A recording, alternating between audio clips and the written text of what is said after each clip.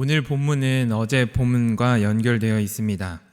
예수님께서는 날 때부터 맹인된 사람에게 땅에 침을 뱉어 진흙으로 이겨 그의 눈에 바르시고 실로암 못으로 가서 씻으라고 하십니다. 이에 맹인된 사람은 실로암 못에 가서 씻고 보게 되는 기적을 맛보게 됩니다. 그 모습을 보았던 사람들은 놀랐고, 또 어떤 사람들은 그 모습을 보고도 믿지 못해 그 사람이 아니라 그와 비슷한 사람일 것이다 라고 이야기했습니다. 그리고 그들은 이 사람을 데리고 바리새인들에게로 갔습니다. 왜냐하면 그 사람이 고침을 받아 보게 된 그 날이 바로 안식일이었기 때문입니다. 그래서 오늘 본문인 13절부터는 맹인된 사람과 바리새인들의 대화가 이어지게 됩니다.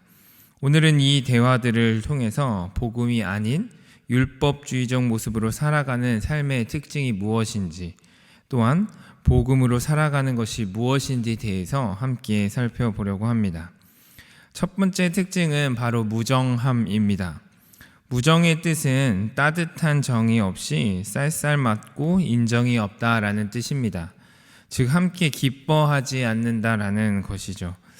오늘 본문에 등장하는 맹인된 사람은 날 때부터 보지 못하였다라고 성경에선 이야기하고 있습니다.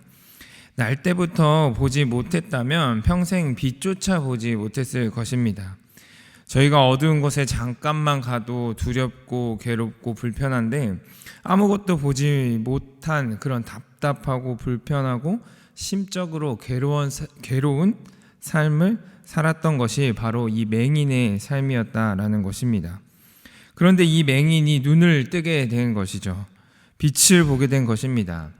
얼마나 기쁘고 즐거운 일입니까? 이것은 그 사람에게는 복된 소식이었습니다. 그런데 그 모습을 보고 사람들의 반응은 조금 의아합니다. 그 모습을 보고 함께 기뻐해야 하는데 얼마나 수고가 많았어. 또 눈을 뜨고 보니까 너무 좋지. 이게 바로 아름다운 세상이야. 등의 기쁜 이야기들과 격려해 주는 것이 마땅한 반응일 텐데 바리새인들과 주변 사람들은 율법의 규율에 얽매여 무정한 모습을 보였습니다.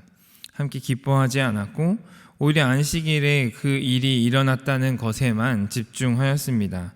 말도 안 되는 일이 벌어지게 된 것입니다. 내가 믿고 있는 신앙의 기준과 잣대로 누군가를 판단하고 정죄하는 일로 인하여 날카로워져서 따뜻함과 사랑을 잃어버리게 되는 것입니다. 이러한 모습은 하나님께서 율법을 주신 이유와도 멀어진 모습입니다. 하나님께서 이스라엘 백성들에게 율법을 주신 이유는 두 가지였습니다. 하나님 사랑 그리고 이웃 사랑. 그래서 예수님께서도 마음을 다하고 목숨을 다하고 뜻을 다하여 하나님을 사랑하라 라고 말씀하십니다.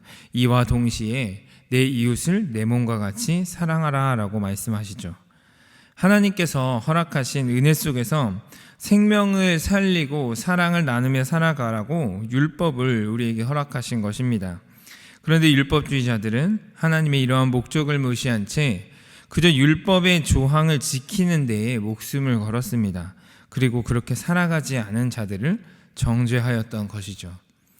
그런데 문제는 우리도 신앙생활을 하다 보면 율법적인 모습을 보이곤 한다는 것입니다. 함께 기뻐하고 울어줘야 하는 상황 속에서 신앙이라는 명목하에 누군가를 판단하고 정죄합니다. 이건 이래서 잘했고 저건 저래서 잘못했고, 신앙의 연수가 많으면 많을수록 경험이 쌓이면 쌓일수록 그렇게 하기가 쉽습니다.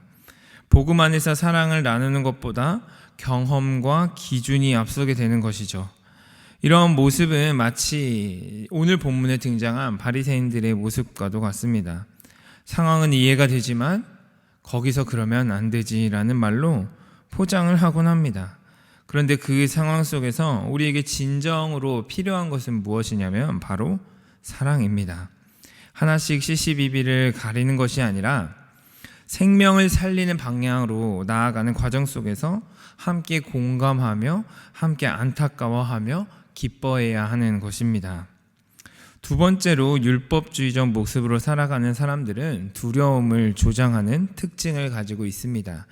22절 말씀을 함께 읽어보도록 하겠습니다.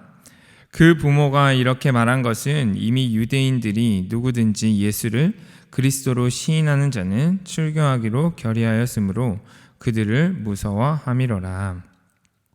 바리새인들은 맹인의 부모까지 소환해서 그들이 주장하는 바가 참이라는 것을 확증하고자 하였습니다. 그런데 부모는 맹인이 아들인 것과 맹인으로 낳은 것만 이야기합니다. 그렇게 대답한 이유가 바로 22절에 등장을 하는데요. 바로 예수를 그리스도라고 시인하는 자를 출교하겠다라고 협박을 했기 때문입니다. 여기서 출교는 단순히 오늘날 교회 예배를 나오지 못하게 하는 정도가 아니었습니다. 당시 사람들은 마을 공동체 안에서 모든 생활을 해결하였습니다. 그런데 출교당하는 것은 지금껏 누려왔던 모든 것을 포기하는 것과 같았습니다. 아니, 포기 정도가 아니라 생사의 위협을 느낄 수 있는 정도의 조치였던 것입니다. 두려움을 조장하여 사람들이 움직이는 것은 절대 복음이 아닙니다. 왜냐하면 두려움 속에서는 생명이 피어오르지 않기 때문입니다. 참된 자유와 사랑이신 예수 안에서 생명은 솟아날 수 있는 것입니다. 예수님도 어떠한 두려움도 저희에게 조장하지 않으셨고 그분을 따르게 하였습니다. 오히려 사랑으로 이끌어 가시며 그분 안에 거하게 하신 분이 바로 예수님이십니다. 이것이 복음이고 율법주의와는 차원이 다른 평안함입니다. 말씀을 정리하겠습니다. 복음은 무정하거나 두려움을 절대로 조장하지 않습니다. 오히려 하나님께서 허락하신 사랑을 나누게 하십니다. 그리고 두려움을 조장하지 않고 참된 자유와 은혜 안에서 그분을 따르게 하십니다. 이런 복음적 삶이 금광의 모든 성도님들의 삶이 되시길 주님의 이름으로 축원합니다. 기도하겠습니다.